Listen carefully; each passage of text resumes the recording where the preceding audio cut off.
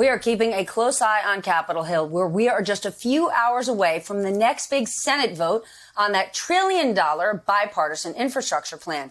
And even though there are several steps to go, there's a growing sense that it could actually get passed in the Senate, with a bunch of Republicans, even Mitch McConnell himself, potentially signing on. I don't know if I believe that. NBC national political reporter Sahil Kapoor has been all over this. Sahil, according to what you have learned, is McConnell really going to give Biden a win? Like, let's be clear.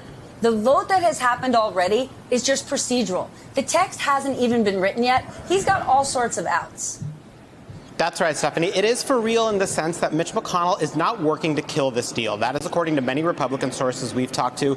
It is also true according to some Democrats who are surprised by the fact that he's voting to move forward with this deal, and he appears to have given his Republican members the green light to support it. Now, why is he doing this? Why is the self-styled Grim Reaper allowing a Democratic president to potentially get a victory? And the reason is this is a major release valve on two fronts. There are moderate and retiring Republicans in the Senate caucus who want to actually do some big things and not just obstruct. That includes Rob Portman, who's in legacy building mode. This is a way for them to achieve something. There is also the incentive for McConnell that he wants to preserve the filibuster. This gives moderate Democrats like Joe Manchin and Kyrsten Sinema the talking point they want to go back to the left and say, see, the Senate works. We don't actually have to change the rules.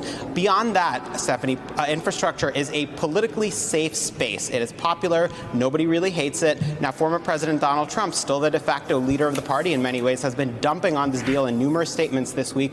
But a Republican senator tells me that has had almost zero impact on the Senate caucus and its negotiations and the vote. So there we are. It's a way for McConnell to do something, to get his members, to make his members happy, and potentially to deny the left some victories in the long haul. So let's say it gets through the Senate. What happens in the House? It faces a very steep climb in the House for a number of reasons. Firstly, there are many progressives who say they will not support this infrastructure deal in the House unless it is paired with this separate multi-trillion-dollar economic safety net expansion. There's also the fact that a key House Democrat, Peter DeFazio, the chairman of the Transportation Committee, does not like this deal at all. I spoke to Congressman DeFazio yesterday, and he said, based on what he has seen, there's not enough money for transit. There's not enough money for rail. He doesn't like the fact that this is a highway-centric bill that, according to him, does not do much to combat climate change. And House Democratic leadership sources I've talked to insist that they will make sure DeFazio's work is reflected in this, and the House imprint is on this. So the fate of this is very much tied in to the fate of that multi-trillion-dollar bill that by itself will be very difficult to pass, Stephanie.